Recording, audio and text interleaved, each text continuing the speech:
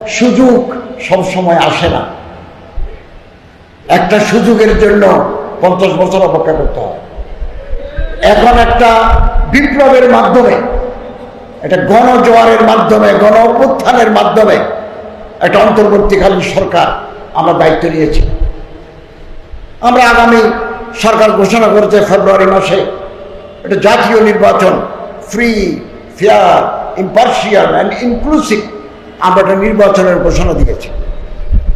রাজনৈতিক দলগুলো একমত হলে আমরা আশা করি একটা সুন্দর ইলেকশন আমরা জাতিকে উপহার দিয়ে আমরা পুরোনো ঠিকানায় ফিরে যাব। এটাই আমাদের ঘোষণা। এবং আমাদের চিফ অ্যাডভাইজার মহোদয় বলে দিয়েছেন, আগামীতে যারা রাষ্ট্র সরকার গঠন করবে তিনি কোনো পদ গ্রহণ করবেন না, পদ নেবেন না, ঘোষণা দিয়েছে। অল্প সময় হাতে আছে। আমরা যারা রসুলের উম্মত, আল্লাহ রসুলকে মহব্বত করি, হযরতের আদর্শকে আমরা লালন করি, এই দেশে, এই দেশ সিরাতে রসুলের আলোকে পরিচালিত হোক এটা চাই। আমাদেরকে কাছাকাছি আসতে হবে। সুযোগ বারবার আসে না। সুযোগ হাতছাড়া হয়ে গেলে বিলাপ করা ছাড়া আর কোনো পথ থাকবে না। একটা পোলারাইজেশন ইজ গোয়িং অন, চলছে। কাছাকাছি আসে, কাছাকাছি আসে। আমি ধর্ম উপদেষ্টা হিসেবে, ধর্ম মন্ত্রণালয়ের দায়িত্বের হিসেবে আমি দেওবন্দি, বেরলভি, বাইতুল শরফ, সরসিনা, আহলে হাদিস সব জায়গায় যাচ্ছে। শুধু তাই নয়, আমার মন্ত্রণালয়ের অধীনে হিন্দু, বৌদ্ধ, খ্রিস্টান ট্রাস্ট আছে, ওখানেও যাই, আছে। আমি চেয়ারম্যান, পদাধিকার বলে ওখানেও আমরা কাজ করি। এই দেশ সাম্প্রদায়িক সম্প্রীতির দেশ।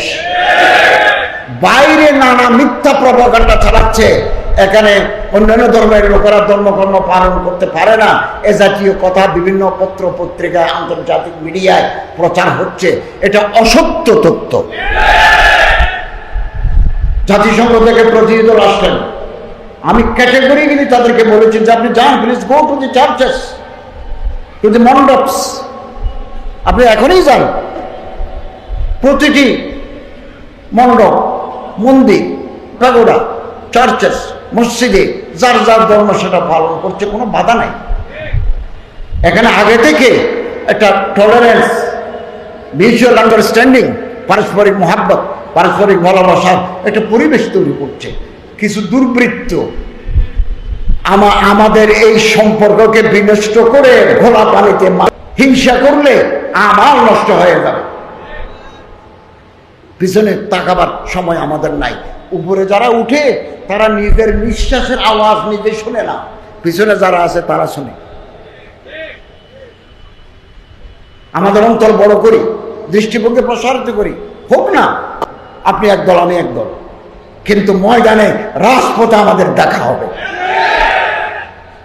আমরা মানুষকে সম্মান দিলে আল্লাহ আমাদেরকে সম্মান দেবে। আর আমি যদি ফেসবুকে গুতাগুতি করি, এই ছোট কাজগুলো করে ছোট লোকেরা, এগুলোর পিছনে তাকাবার সময় আমাদের নাই।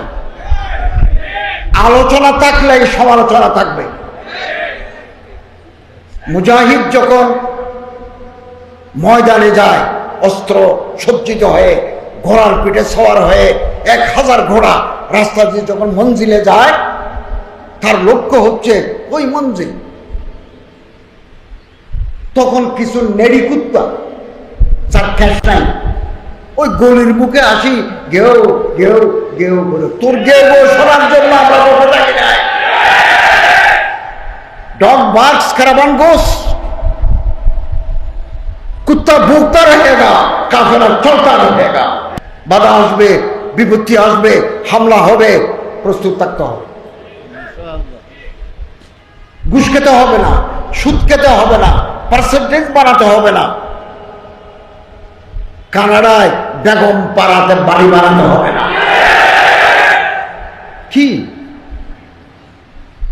একথা আমি নির্দ্বিধায় বলি, এদেশের মূল ধারার কোন আলেম কোন পরহেজগার দিনদার আল্লাহওয়ালা মানুষের এদেশের টাকা লুট করে বিদেশে তারা বাড়ি করেন নাই? না, নজির নাই, নজির নাই। এদেশ আমাদের, এদেশ আমরা কাউকে ইজারা দিই নাই, এদেশ আমাদের। পূর্ব দিগন্তে নতুন সূর্য উঠবে, উঠবে। এটার জন্য আপনারা আমাদের অপেক্ষায় থাকতে হবে, আমাদের একটু কোরবানি দিতে হবে আমার ভাইয়ের জন্য। আমি দাঁড়ালে না আমার ভাই আমার চেয়ারে বসতে পারবেন, আমি অকুপাই করে থাকলে তো বসতে পারবেন না। আমি বড় বড় নেতাদেরকে বলেছি, বড় বড় একেবারে টপ নেতাদেরকে বলেছি, জাতির এই ক্রান্তিকালে আপনাদের এগিয়ে আসতে হবে। আমরা 22 জনে দেশ চালাই, রাষ্ট্র। আমি একমাত্র মাদ্রাসার ছাত্র। আগামী দিনে দিন যে আরো আছে, আগামী দিনে কেবল 5 বছর চোখে দেখি কেন, আরো 50 বছর চোখে দেখবো না? Long term target. এই লং টার্ম টার্গেটে আপনারা আলেম দিনদার পরহেজগার মানুষকে দিয়ে রাষ্ট্র পরিচালনার জন্য তৈরি। আপনারা ইতিমধ্যে জেনেছেন